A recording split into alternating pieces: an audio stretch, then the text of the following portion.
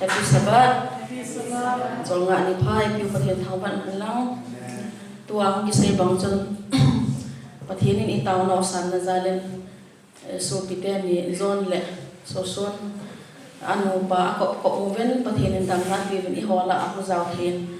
Nin ha chang le ki hon nu te taw khom hon ka su min kha lo pathian in tu ni in alo pi na I mu sa ven pathian thangwa ven he. Tua he